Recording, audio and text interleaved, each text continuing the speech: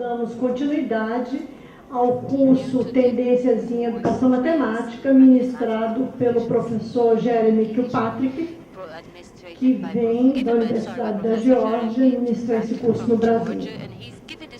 Então, hoje é a terceira aula e com a palavra o professor Kilpatrick. Bem, o tópico do dia de hoje, da palestra de hoje, o título é Avaliando a Proficiência Matemática, mas assim como nos outros dias eu já tomei a liberdade de incluir outros tópicos junto com o tópico principal que temos em mãos, e o que ocorre é que o tópico que eu escolhi para o quinto dia de aula, eu tenho muito mais a falar do que eu tenho tempo, então eu estou falando um pouquinho do que seria do quinto dia, um pouquinho hoje. Então, em outras palavras, vou começar o debate sobre pesquisa e a sua qualidade, a qualidade das pesquisas que vamos continuar no quinto dia. Mas vou abordar um pouco hoje. Então, uma vez que pensamos nisso, é que hoje vamos pensar em dois tipos de avaliação. A avaliação da proficiência matemática, que é a primeira parte do nosso debate, e avaliando também a pesquisa, que é a segunda parte. Então, vou começar falando sobre o que nós chamamos o princípio da avaliação através do National Council of Teachers of Mathematics, que é o Conselho dos Professores de Matemática, porque os padrões não são tão bem claros assim, até nos Estados Unidos. E acredito que haja ideias interessantes que possamos falar um pouco. E existe uma publicação medindo que tipos de contas que precedem os padrões de avaliação. E daí vou olhar um pouquinho de algumas itens de amostra que podemos conversar, como a avaliação pode se apresentar e também falar sobre questões da avaliação da proficiência matemática e as questões envolvidas. E depois vou mudar de direção e falar um pouquinho sobre a avaliação da pesquisa e vou começar então com uma breve... Não sei quão breve, na verdade, será um olho por um lado das tradições de pesquisas e a sua história, de acordo com a minha perspectiva, e daí vamos começar um debate de como nós avaliamos a qualidade da pesquisa que fazemos. E esse debate, então, será conectado com a leitura, que espero que os senhores tenham lido para hoje o material, e também vamos falar sobre isso, daí vamos voltar a esse assunto no sábado, na última sessão. Então, mais uma vez, para recordar a maneira como estamos pensando sobre proficiência matemática, é isso que nós conversamos durante a primeira sessão, é essa noção de tentar desenvolver um quadro mais completo da proficiência matemática, que seja além de dizer que ser uma habilidade, que seja um entendimento. Sim, é habilidade e entendimento, mas tem mais que isso. É também ter a capacidade de usar estratégias, ter capacidade de raciocinar e ter uma disposição produtiva que permita administrar tudo isso de uma forma produtiva. Então, este é o modelo que nós utilizamos no artigo, no livro Adding It Up, e a primeira passo disso, que eu resumo executivo, que vocês já leram para a primeira sessão. Então, nós abordamos isso naquele momento. E aqui nós temos um debate dos 5 pontos da proficiência matemática, aquelas linhas, os cordões, lembra que nós falamos na última aula? Mas quando nós pensamos na avaliação, nós temos que nos perguntar como que nós avaliamos essas diferentes cordões, o que fazemos para administrar isso? E não há dúvidas que a última parte, que é a mais dura, é obter uma boa medição, que vamos falar. E nós traduzimos esses strands, então, como filamentos no primeiro dia. Então, primeiro eu quero começar demonstrando a vocês o que se tornou o princípio de avaliação, que é um desses princípios no livro que o Conselho Nacional dos Professores de Matemática publicou no ano de 2000 e chamado os princípios dos padrões para matemática na escola. Então, aqui o princípio de avaliação, que simplesmente diz que a avaliação deve apoiar o aprendizado da matemática importante e prover informação útil tanto para os professores como os estudantes. Então, existem importantes ideias aqui. Uma reconhecendo que a matemática deve ser importante. E outra ideia importante é que deve, de alguma forma, informar não apenas o professor, que é importante, mas também os estudantes. E de outra forma, quando nós avaliamos os estudantes, nós também devemos estar informando estes sobre o que eles sabem e o que podem fazer. A avaliação deve ser uma oportunidade, uma janela para o aprendizado. E em 1995, a NCTM publicou um livro chamado Assessment Standards para a Matemática Escolar e tem 6 padrões ou princípios de matemática que diz que a avaliação deve refletir a matemática para que todos os estudantes precisam saber e ter capacidade de fazer. O segundo princípio, eu acredito que seja importantíssimo como princípio, a avaliação deve incrementar o aprendizado da matemática. Então, os estudantes devem receber algo positivo a partir da avaliação. A avaliação não deve ser um tempo distanciado do aprendizado, deve ser um tempo que inclui o aprendizado e precisa do aprendizado. Então, nós temos o princípio, o equity, então deve ser o equity, que é um desafio difícil para muitas das nossas atividades de avaliação, que é a participação. A abertura deve ser um processo aberto. Nós temos uma validade de padrão que nós chamamos de interferências. A avaliação deve dar, então, esse tipo de avaliação e coerência por final. Então, a avaliação deve ser um processo coerente. Então, depois temos o padrão de avaliação. O Conselho Nacional de Pesquisas, que também publicou o Adding It Up, ele publicou um documento medindo que conta que é um produto de um outro estudo, que eu presidi o comitê que escreveu esse livro, e isso foi publicado em 93, antes dos padrões de avaliação, e não foi surpresa que eu estava com o grupo que escreveu esses padrões de avaliação, levando a influência das contas nos padrões de avaliação. E o NCTM decidiu, então, identificar 3 princípios diferentes que vocês podem ver os seus ecos dessa avaliação. Desculpa, este é medindo os princípios que conta. Então, medindo as contas, o NCTM pegou esses 3 princípios e transformou-os em 6.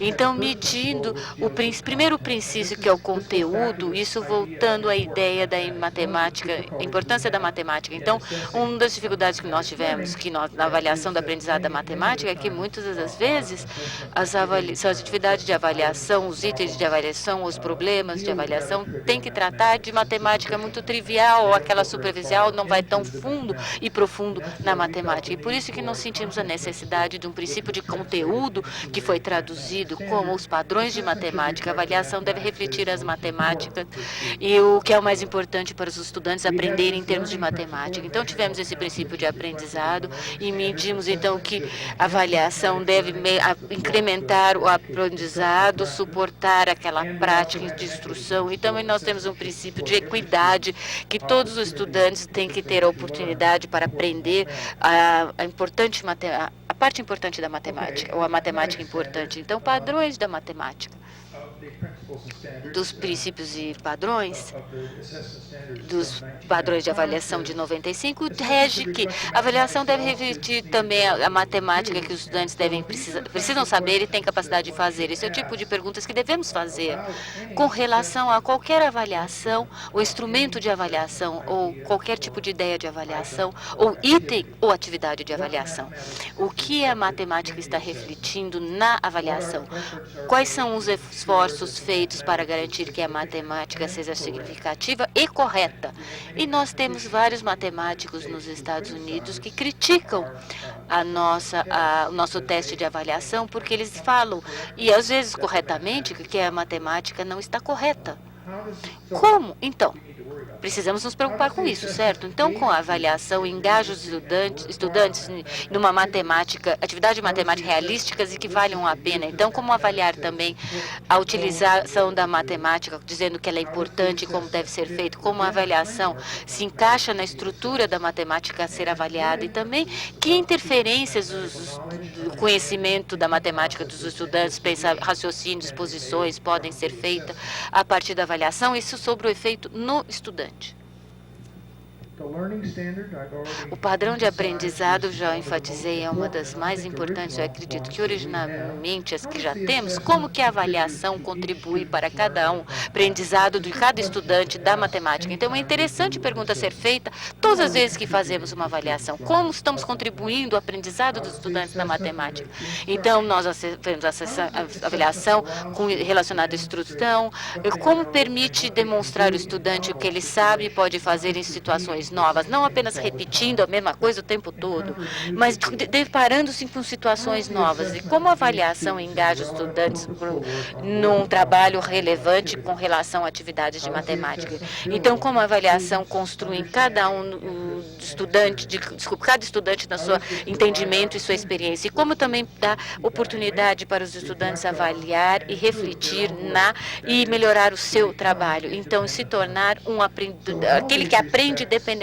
Então, com todos esses respeitos, a avaliação deve suportar o aprendizado e não retirar. Então, o padrão da equidade, ele deve promover a ideia de equidade. Então, que oportunidades que cada estudante tem para aprender a matemática que está sendo avaliada? E nós temos que fazer essa pergunta, porque não seria justo pedir aos estudantes a fazer algo se eles não tiveram a oportunidade de aprender nada a respeito. E algumas vezes fazemos isso nas nossas práticas de avaliação. Como a avaliação dá atividades opcionais ou modos de resposta para cada estudante se engajar na matemática sendo avaliada. Existem formas diferentes de fazer a matemática e demonstrar que você a conhece, além de uma forma padronizada. Então, como o projeto e as condições do processo habilitam todos os estudantes a demonstrar o que eles sabem fazer. Isso é especialmente importante para estudantes que provavelmente não conhecem o idioma de instrução, que outros conheçam ou tem algum tipo de condições de aprendizado que seja difícil para eles aprenderem. Então, como é que esse estudante vai demonstrar como ele sabe? Qual é o papel das experiências do passado do estudante para julgar as suas respostas à avaliação sendo feita? Como o efeito da tendência são minimizadas durante a avaliação e que fontes e diferenças no desempenho podem ser atribuídas? Então, queremos fazer as interferências corretas a partir das avaliações que fazemos. Então, esse padrão não foi parte de medir o que conta, mas é algo que a NCTM adicionou e acho que é um padrão muito bom e aberto. A avaliação deve ser um processo aberto. É razoável perguntar como que os estudantes se familiarizam com o processo de avaliação e com os objetivos, o critério de desempenho e as consequências da avaliação. Os estudantes precisam conhecer em que bases que eles vão ser julgados, eles precisam saber o que é uma boa resposta, como ela é. Eles querem saber o que está se aplicando, então, de forma que eles possam responder de uma forma adequada. Se eles não tiverem a ideia do julgamento da resposta, não é uma coisa aberta ou justa. Como que os professores e estudantes se envolvem na escolha de tarefas, estabelecendo critérios e interpretando os resultados, deve ser aberto àqueles que estão envolvidos numa avaliação. Então, como que o público está envolvido no processo de avaliação? Que acesso que aqueles afetados pela avaliação têm às tarefas, amostras de tarefas, às notas, critério de desempenho e amostras de estudantes e seus trabalhos correspondentes que estão sendo classificados por essa avaliação? Isso é parte, então, de saber o que está sendo avaliado. Como que o processo de avaliação per se é aberto à avaliação e à modificação? Então, padrões de interferências, isso é ter capacidade de fazer interferências válidas e das avaliações. A avaliação Então, como que ele está aprendendo? Então, que evidências nós temos da avaliação que a avaliação oferece do aprendizado? Então, como você julga nas inferências através do aprendizado? Então, quão sensível é a avaliação às demandas da avaliação e às suas demandas e com as respostas que não são esperadas? Como que se minimiza as tendências com relação ao trabalho? Que os esforços são feitos para garantir que a classificação seja consistente através de estudantes, notas e atividades, que múltiplas fontes de prova são usadas para as inferências e como a evidência a prova é utilizada. Nos problemas que nós temos exatamente agora nos Estados Unidos é que nós estamos utilizando provas únicas em alguns casos para fazer julgamentos sobre o progresso de estudantes. Cada ano na matemática, as escolas estão sendo julgadas na base de um teste, ao invés de utilizar múltiplas fontes de informação. E as pessoas estão preocupadas com isso. E eu vou abordar isso mais adiante, no sábado. Então, qual é o valor de uma prova para cada utilização? E, finalmente, a avaliação deve ser um processo coerente. As partes devem se encaixar. Então, como o julgar profissional é utilizado para garantir que as várias partes do processo formam um todo coerente?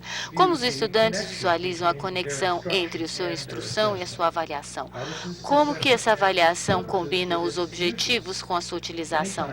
Muitas vezes a avaliação são utilizadas de formas não intencionadas e não previstas pelas pessoas que constroem a avaliação. Então, como a avaliação combina com o currículo e a prática de instrução? E como que a prática de avaliação informar os professores para tomar decisões de currículo e também determinar suas práticas de instrução? Pelo menos no meu país, nós temos muitas práticas de avaliação que não dão nenhum tipo de informação, de retroinformação para os professores. As crianças são avaliadas e nenhuma informação é retroalimentada ao professor de forma que ele possa utilizar essa informação para mudar a instrução e mudar o currículo. Assim, passemos agora a um exemplo de uma pergunta que se faz no livro Measuring What Counts, contando o que se conta, ou medindo o que se conta. É um pouquinho diferente. Nós temos uma tabela que mostra o custo da passagem de ônibus, um lugar $1 para uma viagem só de ida. E para passe semanal, você pode comprar por semana por $9. A Ivone está tentando decidir se ela deveria comprar o semanal ou não. Na segunda-feira, quarta e sexta, ela pega o ônibus quando ela volta do trabalho. Assim, ela usa 2 vezes. Na terça e quinta, ela pega para ir trabalhar, mas ela pega uma carona para voltar com amigos. A pergunta para o estudante: a Ivone deveria comprar o semanal?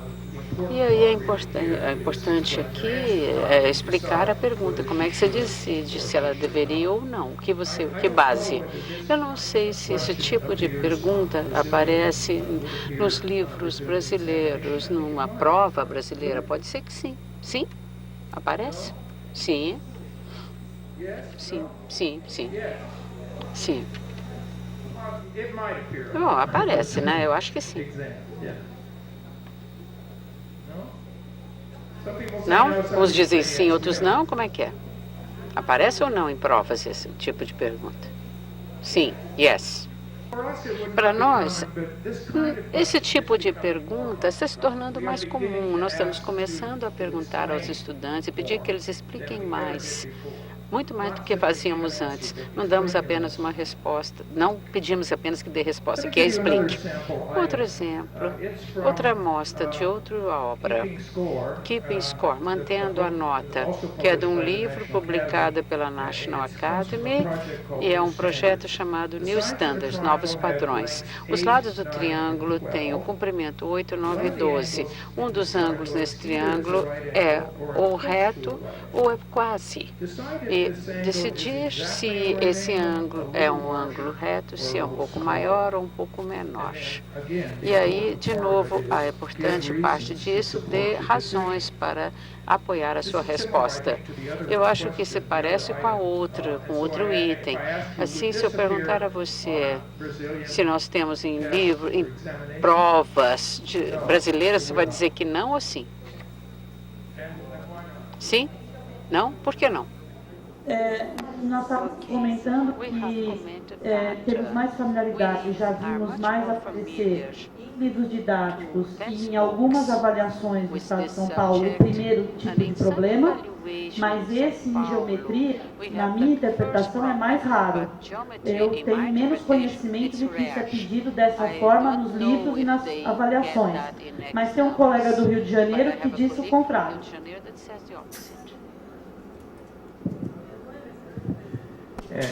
Eu já acho, pelos livros que eu trabalho, pelos colégios onde eu trabalho, comum também esse tipo de formulação aí.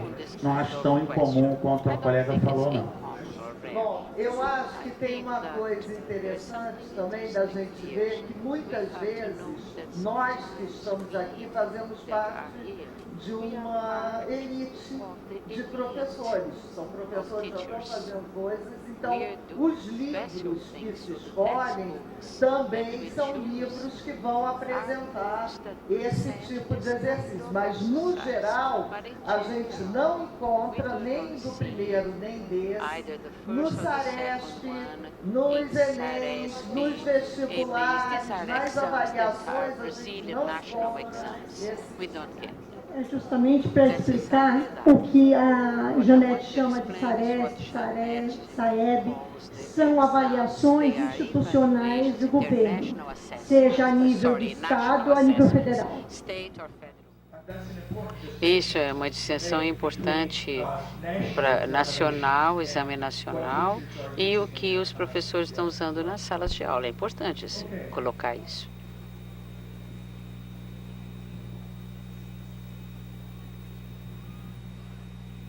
Agora, eu vou mostrar a vocês outra amostra de um teste que nós damos no estado da Geórgia, ou pelo menos dávamos. A gente está mudando agora o nosso currículo e os testes também.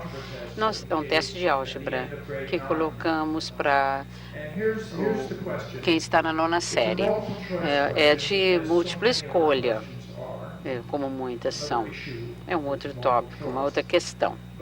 Durante o verão, a Darlene vende assinatura de revista. Pagam $30 para ela por mês, mais $2,50 por cada assinatura que ela venda. Se o objetivo dela é ganhar $100 esse mês, quantas assinaturas ela tem que vender? 28, 30, 33 ou 40?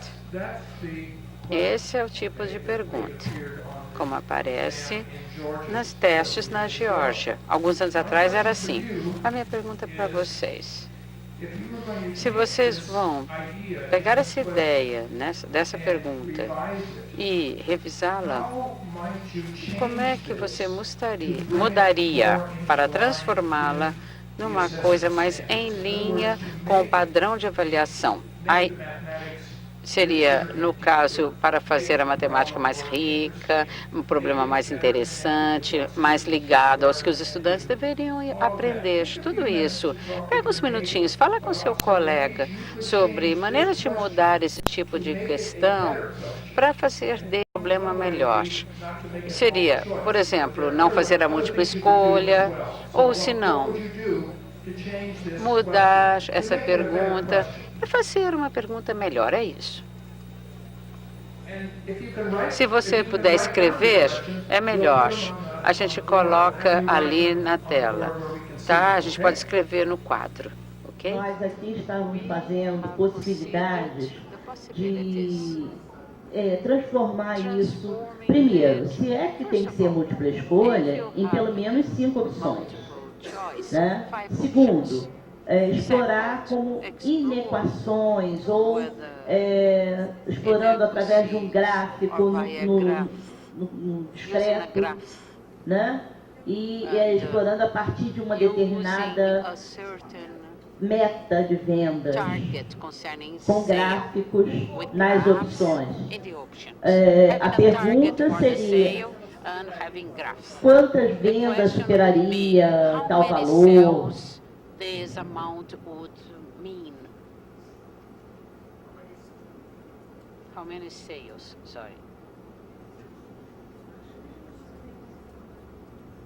Uma outra opção, se não fosse a resposta pela representação gráfica, poderia ser com intervalos, né, entre que faixas estaria vendendo aquela determinada quantia, atingindo aquela quantia. Sem dúvida, uma maneira de modificar isso seria dar um gráfico e perguntar respostas sobre ele, e fazer não múltipla escolha, e dar, então, divisões, faixas com um valor em especial. Sim, sem dúvida, quanto ela deveria vender. Você pode mudar essa pergunta também. Outras opções para mudar. Eu não mudaria. Na verdade, esse problema não é um problema de álgebra. Ele é um problema numérico, da forma como está colocado. Então, na realidade, esse problema não é um problema de álgebra na forma como ele está enunciado. Ele é um problema numérico. Que o estudante pode resolver simplesmente por tentativa. Ele pega lá o 28, multiplica por 2,50, soma 30, está com o problema resolvido. Ou poderia tentar todos os outros. Eu tiraria o 100 tiraria o 100, já não é mais um problema numérico. E colocaria a seguinte questão. Dependendo do número de subscrições, qual seria o seu lucro, o seu salário, qualquer coisa assim. Porque aí eu preciso da opção para dar em relação à subscrição, que eu não sei quanto que é, qual é o lucro.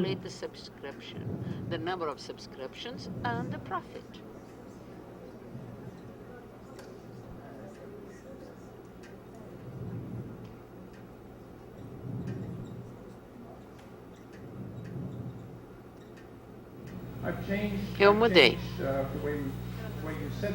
De acordo com o que você falou. Você está certa, excelente. Fazer de uma maneira que não seja algébrico, seja numérico. Qual seria o ganho dela? Qual seria o que ela faria no conjunto, em termos de número de assinaturas que nós estamos pedindo? É isso que você tinha em mente, não? Not exactly. Não, é o contrato. Da forma como o problema está dado, esse problema enunciado, ele é numérico. Para transformar num problema algébrico, eu tiraria o 100 e mudaria a questão.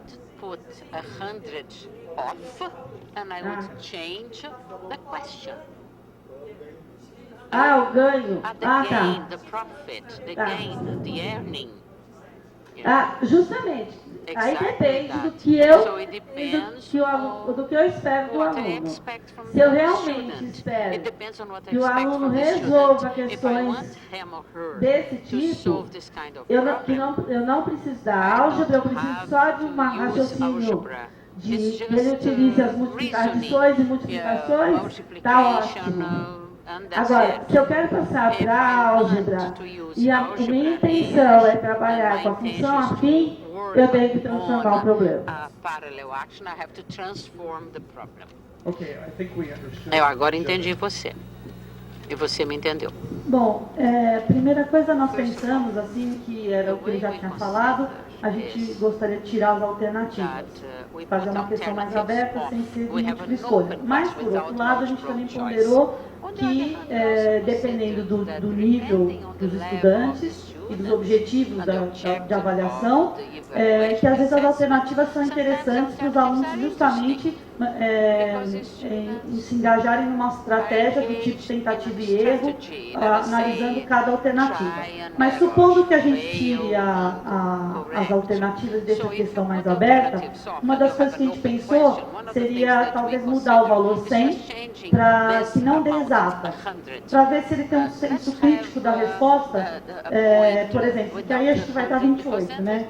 Assinaturas. Então, se ela quer ganhar $125 no mês, quantas assinaturas, para que isso não desse um cálculo exato, e aí ela teria que discutir, ou meio que discutir a resposta, né? Tem muitas vezes que a gente vê o aluno coloca 28,5 assinaturas, né? Dá um sentido para essa resposta. E depois a gente também pensou, dependendo do objetivo da avaliação, que competência, que aspecto quer ser avaliado ou quer ser expresso por essa questão, talvez ir para o quadro da álgebra, e aí eu tentaria algumas questões do tipo, se ela quiser manter uma média de salário X, quantas assinaturas, como expressar a relação que representa o salário no final do mês. Alguma coisa assim para tentar fazer uma espécie de representação algébrica que generalizasse o cálculo do salário. Eu pensei em transformar numa equação, seria algo com essa exploração, né, de não dar exato e colocar valores em que o intervalo poderia ser atendido. Entendeu o que eu falei? Eu acrescentaria o que a Ana Paula falou, que eu acho importante, que muitas vezes o aluno pensa que quando um problema não dá um número inteiro, exatinho, bonitinho, ele pensa que está errando aquele exercício. Então é importante também essas situações que não deem números redondos. Eu sou muito menos construtiva do que vocês, porque eu não vou sugerir uma nova invenção do tarefa. Mas o que nós estamos falando aqui era aquele segundo princípio que ele falou sobre a aprendizagem de aluna, né? E eu fico pensando o aluno, como esse tipo de problema pode ajudar a aluna a pensar sobre sua própria aprendizagem. E aqui é professor, porque tudo bem, você vai saber se ele acertou ou não, mas é muito mais que isso. Mas eu não tenho sugestões de como melhorar. Nós temos uma avaliação nacional, assim como vocês. Em 2004, eles reviram a sua estrutura. Em 96 e 2000, eles tiveram uma dimensão destas que chamaram a habilidade matemática, que era separada desse conteúdo álgebra, ou geometria, ou número. E eles dividiram isso em 3 categorias que ninguém estava feliz com, na verdade: entendimento conceptual, conhecimento de procedimento, resolução de problemas. Então, as pessoas simplesmente não estavam felizes com isso. Eu não tenho certeza que eles tenham melhorado coisas, mas eles introduziram uma nova dimensão que em 2004, parcialmente devido à forma como a proficiência matemática foi definida como adicionar. E eles deram exemplos de baixo, moderado e alto para a complexidade matemática. Se vocês quiserem saber mais, o report card da nação International Center for Education Statistics dá toda a estrutura, se vocês quiserem, da estrutura para o ano de 2004. Aqui nós temos uma amostra de pergunta da nossa avaliação nacional e eu estou interessado, desculpe, se é parecido com o que vocês têm na sua avaliação. Então, esse é o grau 4. Alan fala que se uma figura tem 4 lados, ele deve ser um retângulo. A Gina não concorda. Então, qual das figuras abaixo mostra que a Gina está correta? Novamente, múltipla escolha, como a maioria das nossas perguntas, mas ligeiramente diferente da pergunta múltipla escolha padrão. E se isso aparecer no teste nacional brasileiro, seria uma possibilidade de uma pergunta como essa na sua avaliação nacional? Sim, poderia, então. É uma possibilidade. Aqui nós temos uma pergunta para a série 8. Na verdade, poderia ser respondida antes disso no nosso país, mas os objetos... Então, vocês estão vendo uma escala, então nós temos uma balança, então os triângulos, 3 círculos, então os objetos na escala dão um equilíbrio. Então, levando em conta essa balança, o número de triângulos, o número de x e quadrados, então, o que levaria para fazer o quadrado estar em equilíbrio com o número de círculos? Com esta pergunta, poderia aparecer no exame de vocês para série 8 no Brasil, sim ou não? Bem, algumas pessoas estão dizendo sim ou não, então vamos ver o motivo. É para a série Oitava série, desculpa. Eu nunca vi um tipo de questão assim que usasse relação entre o que tem de um lado da balança e o que tem do outro lado da balança. Talvez, não em São Paulo, pelo menos. Talvez alguma coisa referente à balança, talvez alguma coisa relacionando uma balança a uma equação, mas não relacionando o que tem num prato com o que tem no outro. Então, nós temos pessoas aqui que discordam. Vou discordar novamente. Esse tipo aí é bastante comum. Inclusive, essa maneira de perguntar, até nos livros de sexta série, antes da oitava, prova Brasil e etc. Isso é muito comum. Maybe it's in the books, but not in the assessment. Livros, mas não nas avaliações. Essa eu acho que já é mais frequente nos livros. Acredito que apareça em avaliações, mas eu não concordo que a anterior, de geometria, apareça nem em livros nem em avaliações. Essa coisa de colocar uma resposta, o outro discorda, o que ela pode fazer para explicar, não sei o quê, começou com alguns projetos de pesquisa, a gente começou a usar isso no âmbito da pesquisa. Eu não vi em livros didáticos ou em avaliações. Eu discordo da Ana Paula, porque tanto o outro quanto esse aparece sim. Aparece no SAEB. Eu, ano passado, eu fui coordenador do banco de itens desse sistema de avaliação e tem esses dois tipos. Você não viu, mas tem. Muito bem. Então, é interessante para mim que esta questão de geometria pareça ser uma grande questão no Brasil. Algumas pessoas sentem que talvez a geometria não seja suficientemente enfatizada no currículo ou nas avaliações. E vocês lembram que na segunda-feira eu falei sobre TIMSS, as tendências na matemática, estudos de ciência e matemáticas e as suas tendências, o estudo TIMSS.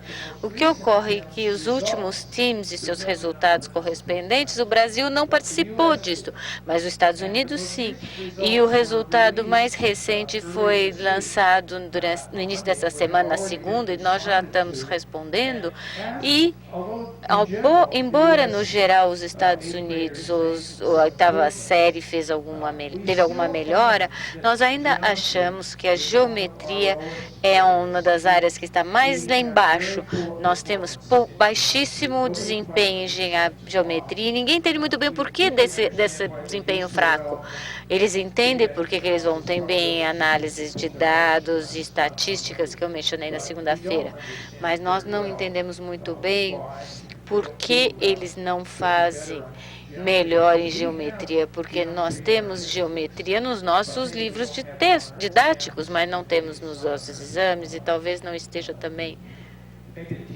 Os professores talvez estejam ignorando, não sei. E a avaliação é TIMSS. Uma boa pergunta para nós e para vocês também, qual é o padrão da geometria, ou o standard da geometria no seu currículo. Agora, prosseguindo. Então, aqui nós temos uma amostra do item 2003, é bastante padrão, eu acredito, que é para a 12ª série, então cosseno, seno, e isto estaria num teste brasileiro, no exame nacional? É muito padrão, certo? Como pergunta, não? Sim, estaria. Seria a escolha múltipla? Poderia ser.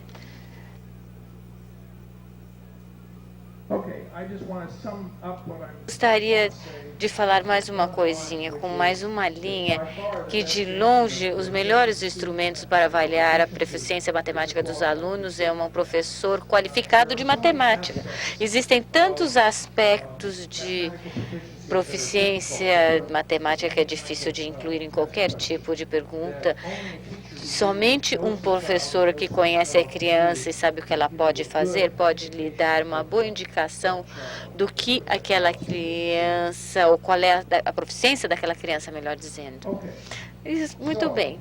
Então, estamos pensando em algumas das questões envolvidas na avaliação da proficiência matemática. Eu gostaria de que vocês passassem alguns minutinhos falando com o seu colega das outras questões que vocês identificaram como problemas ou em tentar avaliar a proficiência matemática dos estudantes brasileiros. Quais são as questões para você nessa avaliação? E vamos ouvir, depois que vocês conversarem com seus colegas, nós vamos ouvir o que vocês têm a dizer. Eu quero discutir com vocês agora uma outra coisa.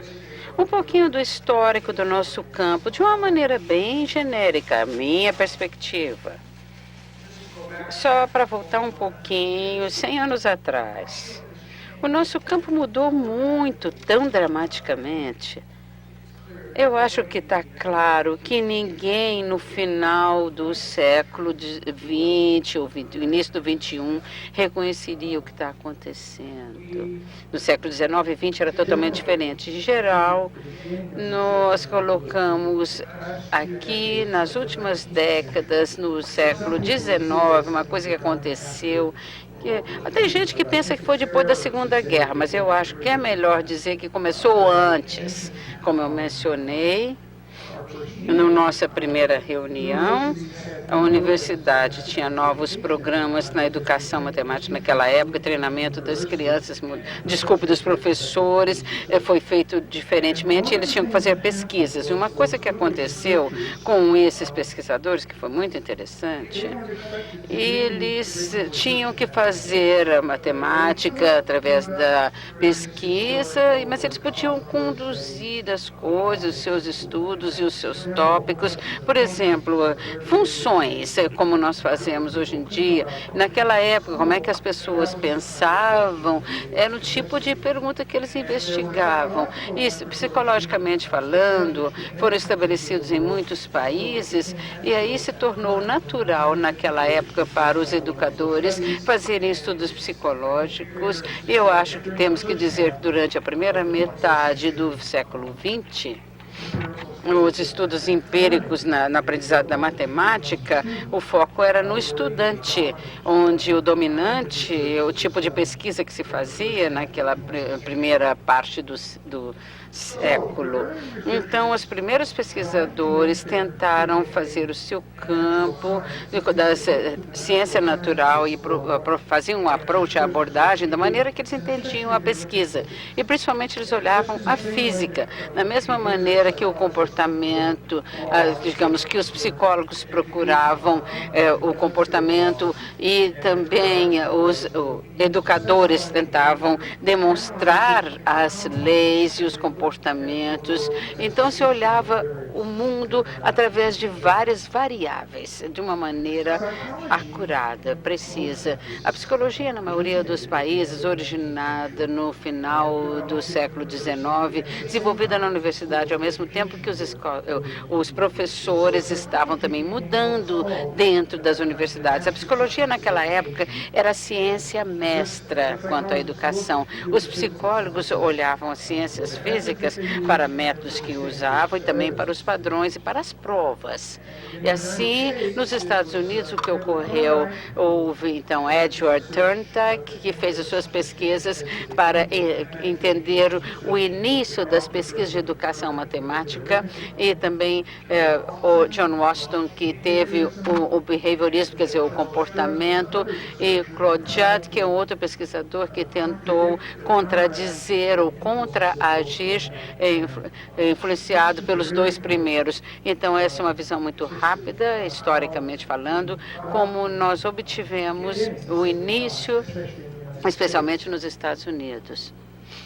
Assim, pelo menos até o 1960, a experimentação parecia ser a maneira mais alta de fazer pesquisa na educação. nos Estados Unidos. E, na verdade, isso ressurgiu nos anos recentes, mas nunca foi tão forte na educação matemática quanto os outros campos. E havia livros sobre pesquisas por Big on Addiction e pessoas criticaram esses livros, colocando que eles estavam enclausurando as pessoas, digamos, você está colocando uma camisa de força. E assim, as pesquisas, qual era o propósito? Era descrever as variáveis de interligação, de interação, e descobrir as suas intercorrelações e manipular de uma maneira que fizesse uma integração. Esse tipo de tradição em pesquisa, não só no nosso nível e área, houve outras que foram identificadas, como, por exemplo, na pedagogia, do pedagogo, o que os professores, os experts fazem, e nessa tradição, digamos, esse assunto do aprendizado da matemática de uma maneira filosófica, em vez de colocar a psicologia como padrão dentro dessa, se colocava a filosofia como tradição, e nenhum desses dois, eu acho que mudou muito, e nem fez muita mudança, mas, sem dúvida, a empírica mudou bastante. A tradição empírica identificada como predominante na América do Norte mudou e mudou muito mais que os outros, e essas mudanças passam de padrões para evidências e provas e diferentes atitudes, ou sejam pesquisas ou sejam científicas. Nós falamos já no sábado sobre isso, e no sábado que vem nós vamos falar sobre o mesmo assunto. O Beagle, que é um professor super importante em 69, que deu uma importante colaboração na primeira conferência que foi feita em 69 em Lyon, que foi chamada de a função da pesquisa na melhoria do ensino da matemática, e ele apontou que existem muitos pontos levantados sobre a educação da matemática na época que a nova matemática foi estabelecida, onde houve muita experiência nas escolas e houve muitas perguntas sendo levantadas que tinham o que ele chamava de aspecto factual, que não era olhado com tanta intenção como deveria ter sido. Digamos, o aspecto foi negligenciado, o aspecto factual, e a maioria das respostas foram dadas e tinham pouca colocação empírica. Então, ele discutia com relação a todas as pesquisas formais. Eles diziam que nós precisamos mudar a educação matemática numa ciência experimental. Ele estava pensando como um físico. Digamos, nós temos, então, um padrão correlato cuidadoso da observação e especulação e o padrão para ser empregado com sucesso pelas ciências naturais e físicas.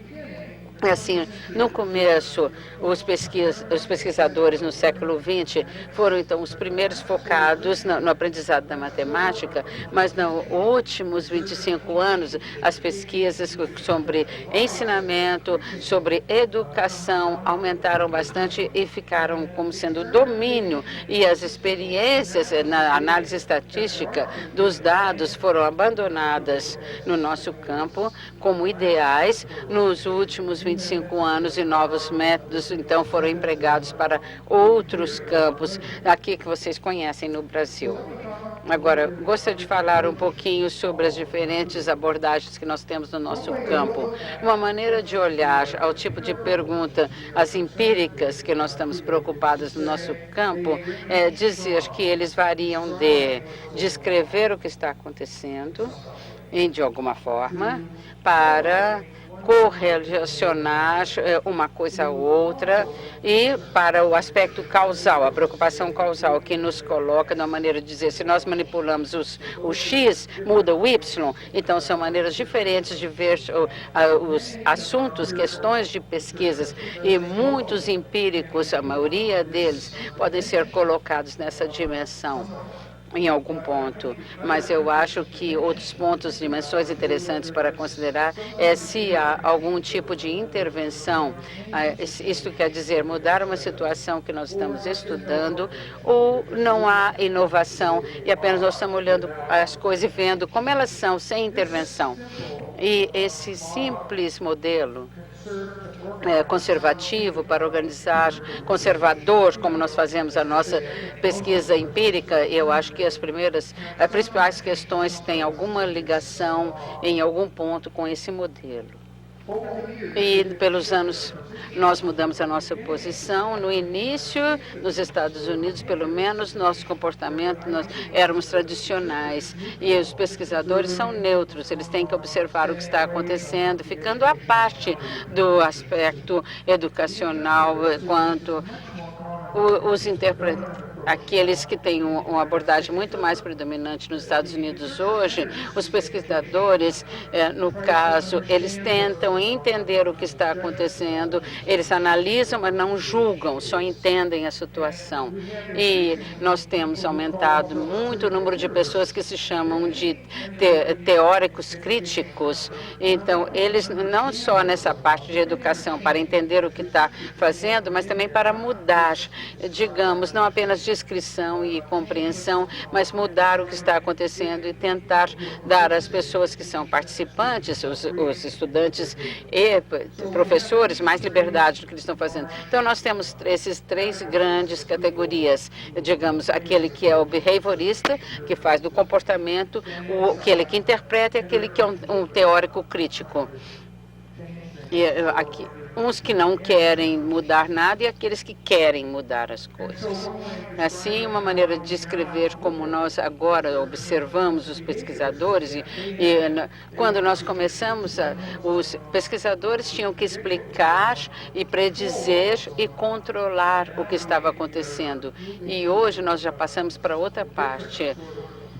Outro tipo de abordagem que nós tentamos ou entender, ou interpretar, ou nos envolver em alguma situação crítica e mudá-la. E assim, a partir de 98, nos Estados Unidos, nós tivemos, então, quanto a educadores matemáticos, nós temos métodos qualitativos, desculpe, as pessoas não usam mais estatísticas, ou, digamos, eles não mais comparam os métodos de ensino, nós falamos sobre isso na segunda-feira, em vez disso, eles conduzem estudos de caso de estudantes e professores, e eles também fazem estudos etnográficos. Então, isso é desde 1980, eu sei que isso é comum aqui no Brasil. Dos argumentos que eu faço sobre pesquisa, normalmente, e podemos falar sobre isso mais tarde, se vocês quiserem, eu diria que todos os pesquisadores, todas as pesquisas envolvem comparações, seja explícita ou não. Digamos, duas coisas que se está comparando explicitamente, como dois métodos de ensino, por exemplo. Ou implícito, quando você faz um estudo de caso de um único professor, eu diria que há uma espécie de comparação implícita, porque a afirmação que você faz sobre aquele professor ou sobre o que ele está fazendo, implicitamente, você está comparando com a imagem ou a ideia ou o modelo do que um professor deveria ser ou fazer. Então, quando você diz alguma coisa sobre tal professor, você está fazendo uma comparação dele com algum tipo de professor virtual, que seja melhorando ou piorando. E outro ponto que eu diria que todas as análises de dados são exponencialmente quantitativas, potencialmente quantitativas. Eu não diria que existem maneiras, provavelmente a gente não tem uma maneira boa todo o tempo todo. Existem várias maneiras de fazer uma comparação de dados e observá-los, que seja melhor que o quantitativo do que nós estamos usando até agora. Pode ser que vocês não concordem com nenhuma dessas minhas afirmativas. E quando nós falamos sobre os tipos de dados que nós coletamos, nós podemos coletar o que nós chamamos de dados categóricos, colocamos no tipo de categoria. Então, ser categorizados. Quais são os problemas que nós enfrentamos assim? Problemas de limites. Como é que nós fazemos a linha entre a categoria A e B? Onde a gente coloca a linha? Esse é um grande problema se nós usarmos categoria. Nós criamos o que outra pessoa criou, porque cria uma teoria. Se nós tentarmos colocar os dados de uma maneira dimensional, então nós temos problemas se as coisas são lineares ou não. Digamos, existe uma dimensão, é linear essa dimensão? Nós temos problemas ali também. E se nós dissermos nossos dados vão ser multidimensionais, então a pergunta seria como é que nós fazemos a síntese desses problemas em diferentes partes desse espaço multidimensional. Assim, qualquer maneira que você vê os dados que nós coletamos, nós confrontamos problemas, como interpretar e como analisar os mesmos. Isso é construído, está dentro do sistema, faz parte. E qualquer tipo de dado que nós coletamos, seja de uma entrevista com os professores ou observação de um aluno fazendo estudo de matemática, a gente tem que perguntar se é confiável e imediatamente temos que perguntar o que significa, o que você pensa e considera como confiável. Podemos confiar? Porque nós precisamos qualquer tipo de confiabilidade aqui e como nós decidimos se esse dado é confiável ou não. Essas são perguntas que eu acho que todo mundo, todo pesquisador tem que enfrentar. Se eles reconhecem isso ou não, é outro caso. Então, nós temos, sem dúvida, influências com relação às nossas interferências quanto aos nossos dados e inferências, vemos as validades dos mesmos. Por que nós precisamos? Porque são válidas, como é que nós podemos avaliá-las? O que aconteceu nos últimos 20 anos? Nós tivemos um aumento grande nas práticas de ensino, do interesse. Então, as pessoas começaram a ver como os professores veem e entendem a matemática, digamos, seu comportamento, e sobre as crianças, sobre a aprendizagem. Então, mais e mais, os pesquisadores estão levando a matemática, o ensino e a aprendizagem com outro foco, com ênfase, como o que significa esse fenômeno para as pessoas que estão tomando parte nesse processo. E na Nova Zelândia, na Austrália, Canadá e outros países, existe muita teoria crítica, mas nos Estados Unidos nós temos muito pouca pesquisa e pouca atenção para a teoria crítica. Assim, um tópico que eu acho que nós temos que discutir, nós precisamos no nosso campo perspectivas múltiplas. Nós temos abordagem analítica que nos leva à precisão de um fenômeno. Existe também a abordagem sistêmica que nos permite estudar os fenômenos dentro da sua forma autêntica. E qualquer abordagem que nós levamos é parcial e provisional. Nós temos que reconhecer em qualquer estudo que fazemos, é parcial, não conta a história inteira. E é provisional porque ela não fala, ela fala da contingência no momento. E existe uma grande diferença do que um indivíduo, um pesquisador pode fazer. Ele pode certamente decidir concentrar em um aspecto, uma maneira de fazer pesquisa e seguir por aquele caminho, e talvez seja o que a maioria deveria fazer, mas o campo completo também tem que ter abordagens múltiplas, necessita diversidade para que faça sentido para todos. Então, a diferença entre a abordagem de uma pessoa única, que tem que ser coerente, conectada e focada, e também a abordagem com o campo, porque você tem que cobrir mais possibilidades e mais oportunidades para todos. Todo mundo não deve fazer estudo de caso, não é? Então, você deixa muito campo inexplorado. É um exemplo simples, se nem todos fazem estudo de caso, então falta caso. É lógico que nós temos estudantes que não podem chegar e falar, eu não sei o que eu vou fazer, mas eu quero fazer um estudo de caso. Eu não sei qual é a minha pergunta, a minha pesquisa, mas eu quero fazer um estudo de caso. E isso está se tornando como se fosse um método. Você está usando o assunto antes de saber como é que você deve usá-lo. Um ponto que eu gosto sempre de mencionar, uma noção da diferença entre um estudo e o relatório de um estado. Parece óbvio, mas você ficaria surpreso de quantos estudantes confundem isso. Aqui há uma conexão. O estudo é para a história, para ideia de que o relatório é para a história. É uma maneira ruim de colocar, digamos, para o pesquisador. A pesquisa está numa posição. O pesquisador diz, eu fiz o estudo. eu escrevo o relatório e eu compreendo que o estudo que eu fiz é diferente da maneira que eu escrevi sobre a história e sobre como eu contei a história, mas para o leitor, o estudo é o relatório mais as maneiras de interpretação que o próprio leitor tem. Digamos, quem está lendo não sabe como é que o pesquisador conduziu a sua pesquisa. Então, o leitor não pode dizer qual é o estudo, a menos que o pesquisador tenha colocado claro. Digamos, o leitor pode falar, é isso aqui que o pesquisador diz, é a minha interpretação. Então, o estudo é nesse lado. Mas aí pode ser que o seu tenha um bom estudo, um péssimo relatório, às vezes você tem um ótimo relatório e um péssimo estudo. Isso é importante ter em mente, porque quando você critica, você tem que saber se o problema está no relatório ou no estudo e a maneira que foi conduzido. É importante fazer a distinção. O critério de pesquisa que nós vamos discutir, talvez se aplique ao estudo, mas o relatório, desculpe, o problema pode ser o relatório. Você tem que fazer a distinção aqui. Agora, eu gostaria de colocar o assunto de critérios para a qualidade na pesquisa. Para o dia de hoje, nós temos um artigo que eu espero que vocês leram ou lerão, que é escrito por Lester and Lambden, um artigo chamado The Ship of Pieces e outras metáforas, quer dizer, o navio de Teseus e outras metáforas.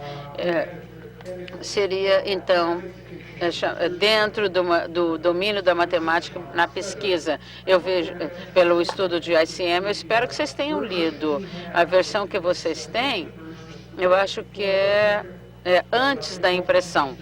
Mas não mudou muito. De qualquer forma, espero que vocês se lembrem da metáfora do barco da tese, que durante os anos, The Ship of Theseus, de Teseus, desculpa, o navio tinha substituído, uma prancha foi removida e outra foi colocada, e cada vez a pergunta é o mesmo navio que era anterior? E por fim, todas as tábuas antigas foram removidas e colocadas juntas para fazer outro navio, e a pergunta feita foi: será que as pranchas antigas, novas ou velhas, agora temos dois navios lado a lado, qual que é o navio de Teseus? Então, eles utilizam isso como uma metáfora utilizada por Lester e Lambden, como o campo da pesquisa muda tempos a tempos, e então permanece o mesmo, mas muda. Então fica o paradoxo: qual é a pesquisa, o que era e o que é agora? Então é uma metáfora muito interessante, The Ship of Theseus and Other Metaphors. E eu espero que vocês tenham tido a chance de ler o artigo, e se vocês fizeram isso, vocês viram 7 critérios que Frank and Diana Lambden identificaram. Eu não vou passar sobre os seus significados, porque eles falam isso, e espero que vocês tenham lido. Então, o primeiro critério que eles abordam, será que vale a pena?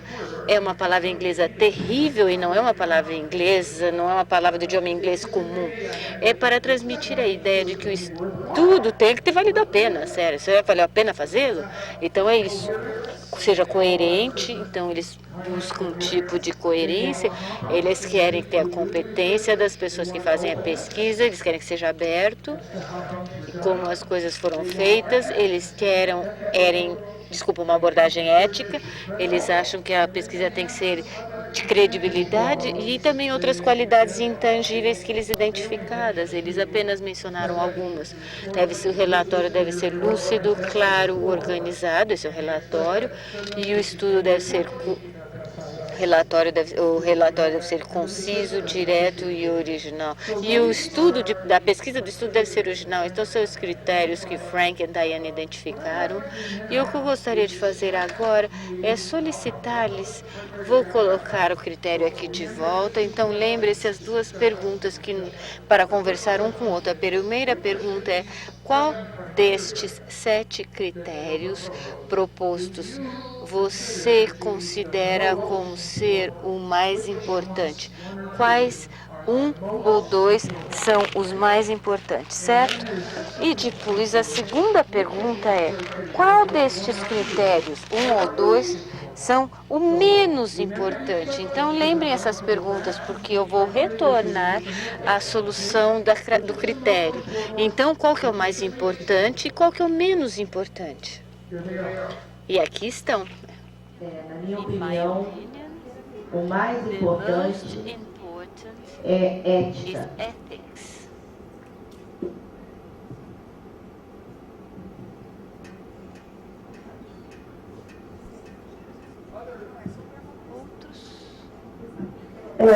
Só para completar, que aqui o que a gente pensou, que se tem a credibilidade, a ética não seria tão importante, foi uma observação nossa, que uma está inclusa na outra. O que você está falando que a credibilidade é parte de ética é parte da credibilidade. É isso que você está falando. A ética contempla a credibilidade.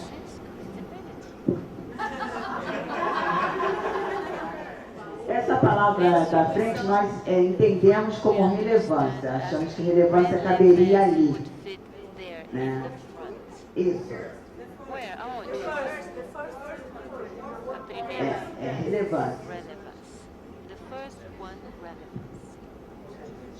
Outra forma de falar sobre valer a pena seria o mesmo. Relevância é parte disso, talvez, né? Do valer a pena, ser relevante e valer a pena. Nossa, não seria muito briga, né? Porque, a verdade, quando você julga a pesquisa, é muito difícil para falar não deveria ter isso. Né? Então, no fim, nós ficamos um pouco pensando como nós avaliamos artigos, né, para revistas, quais seriam as coisas que nós seríamos escrever e não aparecemos. E eu acho que, para questões também de aliteração, nós falamos das três Cs. Coerência, competência e credibilidade. Dessa forma, eles não têm que escolher, eles podem pôr tudo junto, certo? Não tem que fazer escolha. Muito bem. Mais alguns, gente? Mais? Deixa eu forçar as pessoas a fazer uma decisão aqui. Escolher, melhor dizendo. Vou forçá-los a escolher. Vocês podem argumentar que todas estão conectadas. Muito bem. Vamos fazer isso, uma investigação quantitativa. Se você pudesse apenas escolher um, você vai votar para um destes nesta lista. Só um. É quantitativa a pesquisa. Então, vamos ver quantos nós temos. Quantos escolhem a ética? Levanta a mão. Ética, levanta a mão. Quantos escolhem credibilidade? Levanta a mão.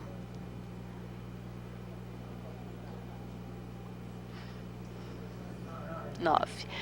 Quantos vão escolher a relevância?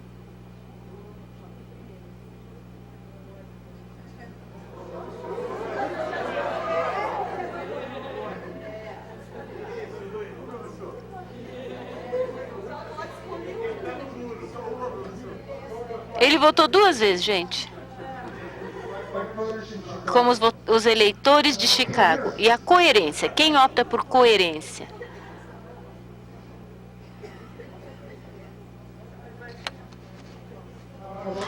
E agora, competência.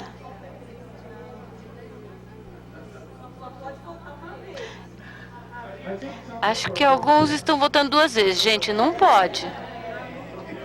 De qualquer forma, parece que relevância e coerência foram os mais eleitos. Eu imagino que aqui nós possamos ter uma ideia do que seria de menos importância.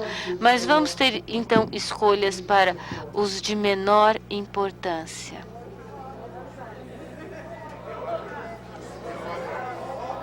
Todos os outros? Outros? Agora, eu gostaria que pudéssemos continuar considerando alguns outros critérios e vejamos como eles se interligam. Isso é resultado de um estudo na Holanda, em 93, onde nós tivemos Anna Supinski, onde ela falou sobre critérios para qualidade científica e relevância. Nós colocamos apenas qualidade. E Ana e eu fizemos 2 palestras e decidimos, antes de dar essas palestras, que nós tentaríamos fazer os mesmos critérios e identificamos alguns, e aqui são os 8. É diferente de Frank e Diana. Relevância, colocamos na lista, que está na sua lista. Validade, objetividade. Eu vou falar sobre isso porque tem uma conotação negativa muitas vezes para alguém. Originalidade, que é uma das outras categorias. E rigor e precisão, coisa que incomoda certas pessoas. A capacidade de previsão, que o Frank e Diana colocaram ou não, capacidade de reprodução e, então, relação.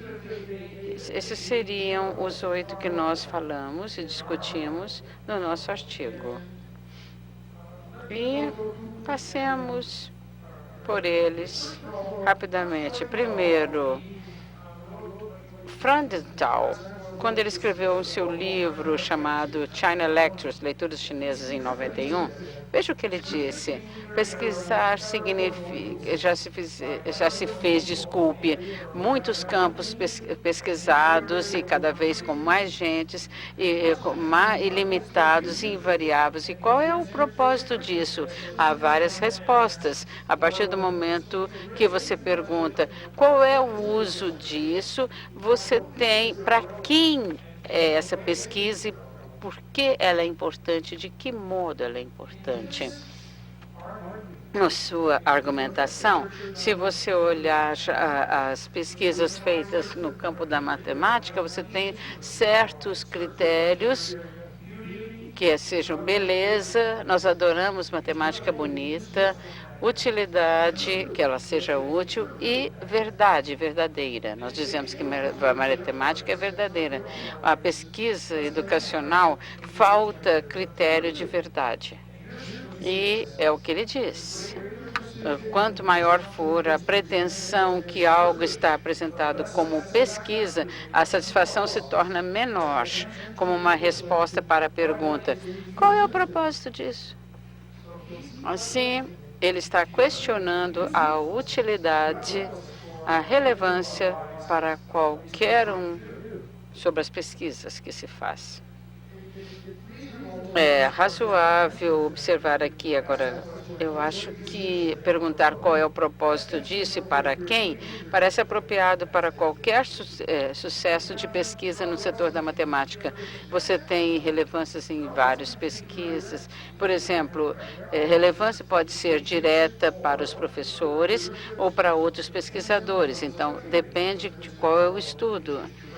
Digamos, se ele é feito diretamente ou indiretamente.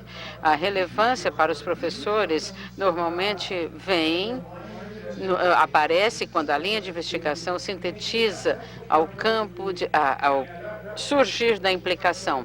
Digamos, é o que eu coloquei no livro, nós fizemos vários estudos, onde nós temos algumas implicações quanto ao ensinamento, porque um caso único tem poucas implicações diretas para os professores. Você tem que olhar pelo geral para pegar as implicações.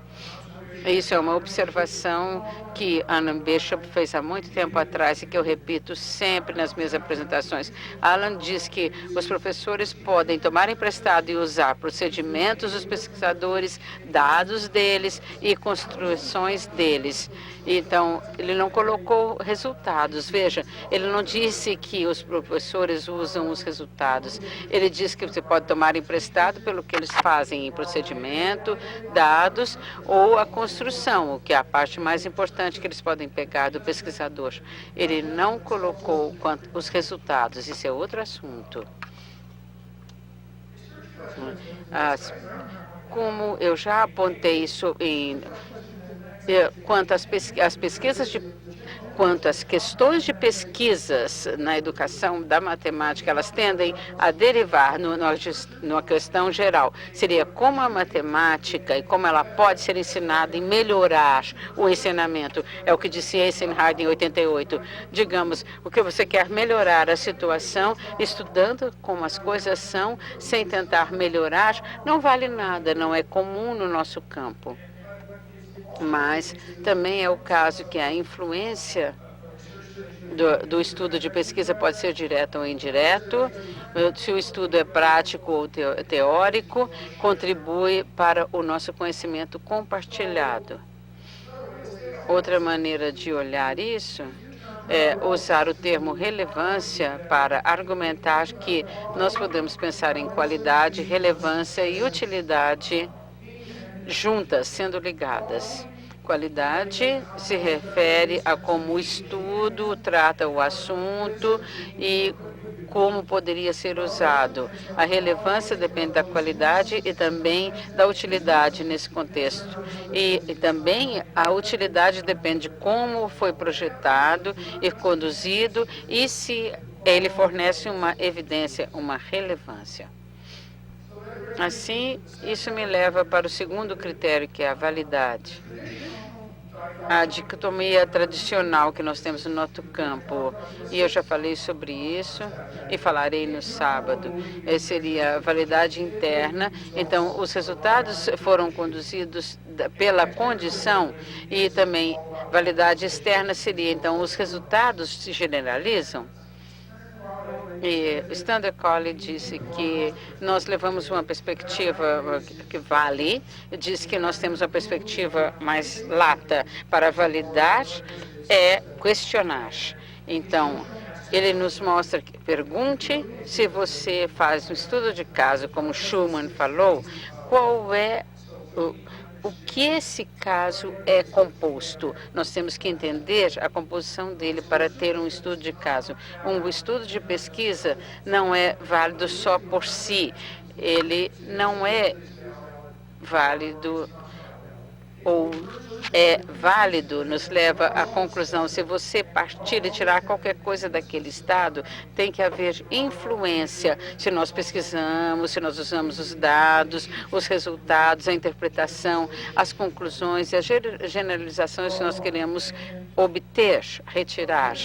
E a validade, os resultados dos estudos podem ser intencionais para ser usados de certas maneiras ou pode ser usados de maneira não intencional e essa validade consequencial, às vezes os estudos são usados de uma maneira que os pesquisadores não intencionavam. Digamos, eles têm consequências que não podem não ser parte da ideia original. Esse aspecto da objetividade é controverso. O mito corrente, porque como a gente não consegue entender tudo no nosso trabalho quanto ao aspecto da subjetividade, nós deveríamos desistir e não ter muito esforço quanto à objetividade. Assim, as pessoas criticam. Eles tentam ter algum nível de objetividade através do intersubjetivo, isto é, olhando múltiplas pessoas que procuram a mesma coisa ou códigos que procuram a mesma evidência ou dado. E as pessoas às vezes dizem, não há necessidade, nós vamos ter subjetividade, não interessa o que fizermos, então por que tentar ser tão objetivos? Eu ouço isso muito. É claro que nós não podemos ser sempre objetivos, mas nós temos objetividade suficiente para ver quais são as tendências óbvias. Nós temos que identificá-las e temos bastante provas, o mais possível, e também das distorções que elas introduzem, e nós devemos tentar também refutar as nossas descobertas, colocando que isso não era verdade, ou o que nos levaria a conclusões erradas. E aqui eu gosto muito dessa afirmação. Eu nunca estive colocado de uma maneira objetiva. Eu vou começar de novo, gente.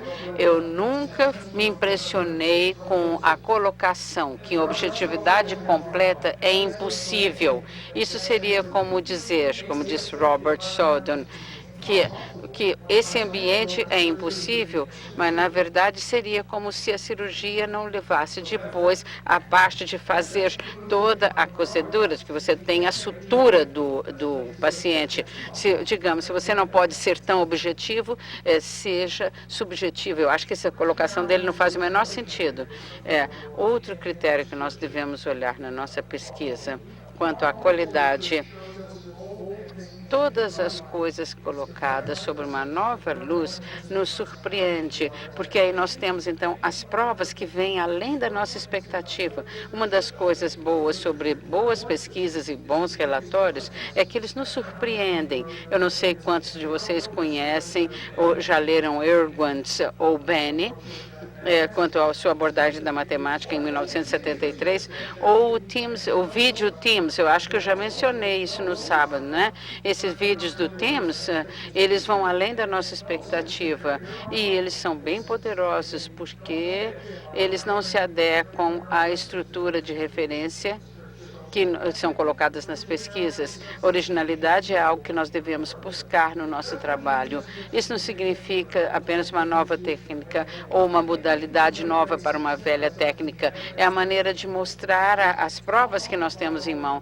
Digamos, é a qualidade como nós colocamos o nosso relatório do trabalho que nós fazemos. Nós não temos, eu estou repetindo muito, nós temos poucos exemplos no nosso campo quanto à replicabilidade para confirmar ou refutar conclusões. E por quê? Porque nós temos essa originalidade de critério e as pessoas falam replicar, repetir, não é boa ideia. Mas à medida que se progride a ciência através da réplica, copiar é diferente de replicar. Significa estender, reproduzir não significa fazer como papagaio. A originalidade não significa falta de conexão para a pesquisa anterior, refere à maneira na qual a evidência é colocada e apresentada para fazer com que o leitor reflita. Significa todo estudo novo tem que ter um elemento de surpresa. Enquanto ao rigor, o lado positivo se refere à exatidão, precisão. E o lado negativo, digamos, é muito rígido, inflexível, ele fica muito estrito a padrões e procedimentos. Eu diria que ele se precisa de uma interpretação mais lata, porque ela é relativa, não absoluta, não é sobre precisão da medição, mas sobre precisão do significado, diferente do que a maioria pensa. Digamos, nós somos mais rigorosos sobre o que nós significamos e nós temos que usar a linguagem com cuidado, de maneira precisa, trazida para observação e conclusão. Nós temos que observar todas as explicações alternativas e evidências e provas e escrutinizá-las. E rigor e precisão, a parte do espírito, significa que a pesquisa está feita com cuidado, com atenção ao detalhe, com vontade para testar todas as alternativas. Esse é o eixo. E a previsão, a capacidade de prever. Eu já falei antes, nós temos essa mudança sobre a explanação, previsão e compreensão, interpretação e ação. Não tão a predição acurada de comportamento específico através de padrões. Digamos, qual comportamento viria se eu fizer isso? Digamos, nós temos que observar como é que as inferências de um corpo de pesquisa informado pela teoria, quão bem a permissão para que nós antecipemos o que vai acontecer em uma situação. Quanto nós podemos antecipar? Isso que ele quer dizer. Digamos, nós temos um sentido do que vai acontecer. Existem teorias de toda maneira que são fortes aqui. Nós reproduzimos as coisas, eu acho que isso temos que prestar mais atenção. Qualquer relatório de pesquisa deveria colocar os procedimentos que nós fazemos e, digamos, em princípio, nós podemos, outro pesquisador poderia, em princípio, reproduzir o estudo. As descobertas também deveriam ser reproduzidas. Não significa replicar. Os pesquisadores não podem fantasiar ou simplesmente fazer uma especulação de qualquer maneira. Digamos, o público tem que saber, porque tem que haver generalização. E, de novo, colocamos que o conhecimento pode, com sucesso, ser apresentado como um produto do processo de aquisição e que é reproduzido. Uma característica da ciência difícil, onde nós tivermos a condição que não for totalmente preenchida, o conhecimento apresentado sem qualquer indicação do processo que foi trazido a ele, tem falta das características da razão que devem distinguir o conhecimento genuíno do dogma. Isso é especificado por Fraudenthal em 1991. Relacionado à matemática e à educação. A matemática deve ser usada numa pesquisa que nós conduzimos não como veículo para ter algo feito ou substituído pela história ou ciência ou por uma língua. Ela tem que ser usada de maneira diferente, ativa. Nós precisamos reconhecer, contudo, o fato de que nós estamos num campo interdisciplinário e nós temos que pegar técnicas e tomar emprestado de outros campos e ideias e técnicas de outros campos. E no tempo que resta, eu gostaria que vocês se discutissem agora. Nós vamos conseguir terminar até às 5. Agora, leva uns tempinhos para responder essas perguntas. Como esses critérios, em termos de qualidade, eu vou voltar. Olha, vocês vão olhar. Aqui estão as perguntas. Tenham em mente a primeira que eu quero fazer. Eu passei por 8 critérios que Anna Stupinska, que eu coloquei em 93. Eu gostaria de que vocês discutissem entre si como esses critérios, comparados com aqueles de Frank e Diana, propõem. Discutem os dois, por favor. Como é que vocês comparam um e o outro? E depois disso, o grande desafio.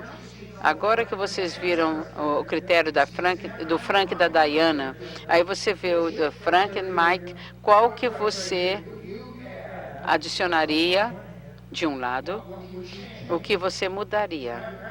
Você tem as perguntas em mente? Não. Eu quero que vocês comparem os 8 critérios. Eu vou colocar de novo para vocês verem os 8 critérios com Frank e Diana, que vocês têm aí no papel. Faça a comparação com o que está na tela, o que está no papel, e nós vamos conversar. A segunda coisa, que é mais importante, o que você adicionaria, quais critérios você adicionaria e quais você mudaria. Tá claro agora, gente? Ok. Eu vou colocar de volta os critérios de Frank e Diana. Aqui estão os 8 critérios. Compare esses aí da tela com os de Frank e Diana. Critério, mas de qualquer forma vamos ouvir primeiro as suas respostas à pergunta de como esta lista aqui se compara com a lista de Frank e Diana. E quais são as observações que você faria sobre as duas listas? Aqui nós temos uma lista de 8 e outro de 7. Então já temos uma diferença para começar. E eles tinham uma categoria chamada Outros, que engloba muitas coisas, não tínhamos isto, mas quais são as observações que você faria com relação a essas duas listas? Alguém? Ninguém quer fazer uma observação? Gente, temos aqui. Nas listas tem algumas coisas que são similares, como relevância e valer a pena, e outras que são complementares para a gente não colocar tudo em outros. Então, tem algumas que se complementam e aí a lista se amplia, né? Se quiser, pode fazer até outras. Né? Mas, por exemplo, relevância, valer a pena, validade e credibilidade, né? São correspondentes.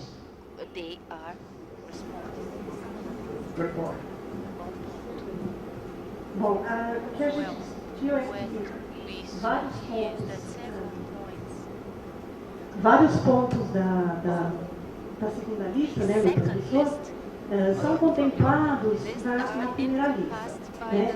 O que eu observei foi que assim, os termos apresentados aqui são os que, particularmente, na minha leitura sobre pesquisas, são os mais conhecidos, mais familiares. Né? Enquanto que lá, para entender as categorias, era necessário entender o significado que eles estavam dando ao que era coerência, ao que era competência, enfim. E aqui são termos que, das minhas leituras, são mais familiares em termos do significado de cada um deles. Né? E a gente observou que, em relação à segunda lista, a gente incluiria aí, nessa segunda lista, a questão da ética, que a gente não achou contemplada, né? E a questão dos outras qualidades intangíveis, né? As outras qualidades intangíveis que a primeira lista apresenta, a gente entendeu que seriam mais relativas ao relatório e não propriamente ao estudo. E que aqui os critérios contemplariam mais o estudo e menos o relatório. Então, a gente acrescentaria nesse sentido de incluir a questão do texto, do relatório. Sim, nós podemos realmente pensar em ter dois conjuntos de critérios, um conjunto para relatórios de pesquisa e outro conjunto de critérios para os estudos. Nós poderíamos, então, pensar nessa distinção. Muito bem, outras observações? A minha não chega a ser bem uma outra, só reforçando o que a colega disse, a gente considera boa essa segunda listagem, mas a gente sentiu falta da ética. Eu queria só reforçar isso. Ok.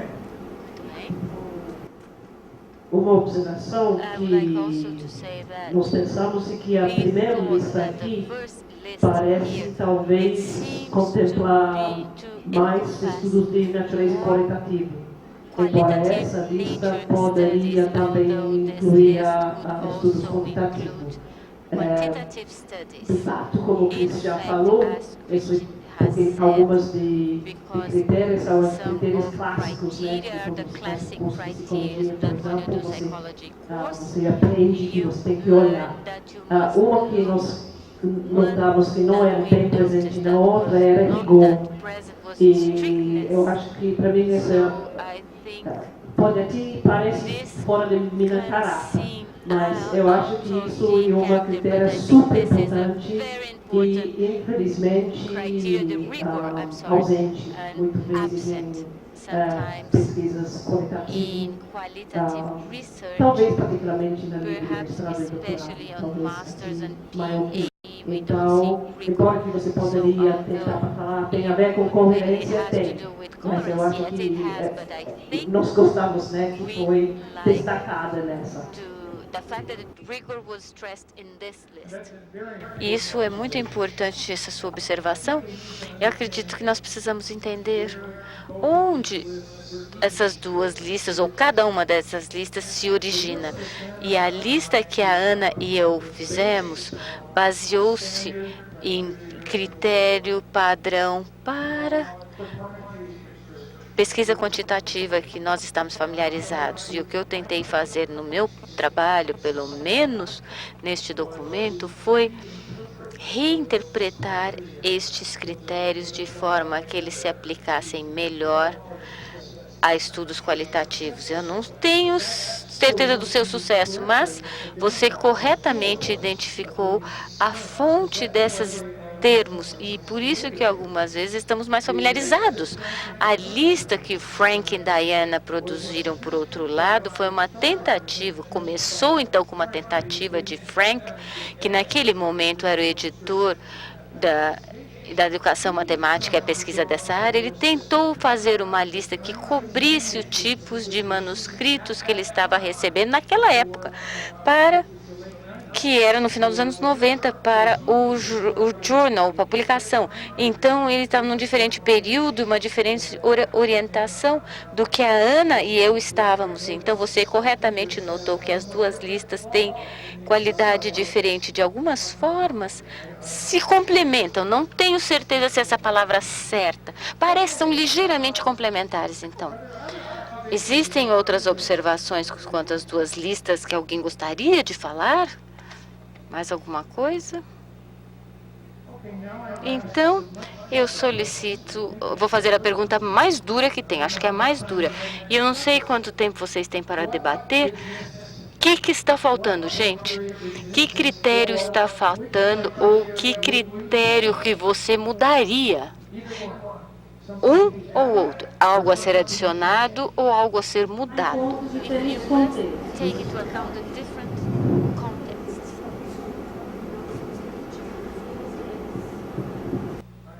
Então, qual é a sua proposta? Adicionar algo ou mudar algo? Adicionar. To add something. Porque para cada país eu tenho uma forma diferente de trabalhar matemática, que deve ser levado em conta e que nenhum deles ali coloca como um critério para a análise. Então, se eu reinterpretar o que você falou, digamos, eu acho que nós precisamos de um critério que leve em conta a natureza situada da pesquisa que é feita, específica a um determinado contexto que pode ser de país ou algo até menor que isso. É isso que nós precisamos, um critério de contexto, certo? É isso? Certo? Mais exemplos, outros comentários? Nós tivemos uma certa dificuldade porque nós ouvimos você falando diferentes coisas em relação a algumas de palavras. Ou seja, nós tivemos uma tendência para tentar usar a palavra como que nós usamos e talvez não como você está usando. Mas uma coisa que eu não sei se é predictibilidade ou não e aplicabilidade. E outra coisa que talvez é relacionada ou não e generalizabilidade que está certa? Falou para mim. Que talvez caia na validade, mas depende de como você está usando validade. E com certeza falta dessa lista. Essa eu acho que é uma grande lacuna na lista deles e não é claro como você construir em cima dos resultados da pesquisa. Talvez a sua tenha mais como a predictibilidade e validade. Mas eu ouvi você falar alguma coisa sobre predictibilidade que já disse, não foi isso que ele falou alguma coisa completamente diferente. Então vocês precisam ouvir as gravações para ver realmente o que foi que eu falei, certo? Apareceu também na nossa discussão essa ideia da generalização, né? De nível, grau de generalidade do estudo da pesquisa. Mas a partir das precisões que você colocou, eu estou falando por mim, que o grupo acho que não teve tempo de pensar, mas eu achei que estava contemplada na reprodutibilidade, como sendo um aspecto voltado à generalização, e também a objetividade, de uma certa forma. Então, para mim, eu entendi que poderia estar sendo contemplado nesses dois critérios, e de validade meio geral para mim, mas pela reprodutibilidade e objetividade relacionados a aspectos de generalidade. Ana, na realidade a gente até discutiu um pouco, mas não foi nessa direção. Para nós, se você quer reproduzir, você vai buscar reproduzir, como a Michelle tinha na tese dela, numa pesquisa que você quer saber se o sistema educacional eventualmente pode reproduzir a partir dos dados constantes no artigo ou na tese, alguma coisa do tipo. E generalizar, para nós, eu entendo de outra maneira. Aí eu vou para o lado da matemática. Você faz o estudo local e você vai estendendo com outros campos e você generaliza. Mas generalizar é onde o estudo que vai para aqui, para essa parte, pode valer para uma parte maior. E reprodutibilidade é no sentido de reproduzir, duplicar, replicar. Uma coisa que tinha no texto, então não é que está faltando na lista, mas eu acho interessante, a gente não está lembrando agora, é que a relevância diz que ela é relacionada ao tempo, a quando foi feita a pesquisa. Isso eu acho que é um ponto muito interessante que tinha no texto, então não está faltando, mas a gente não está discutindo ainda. Então, terminamos assim em ponto. Então eu vejo vocês na sexta agora, gente.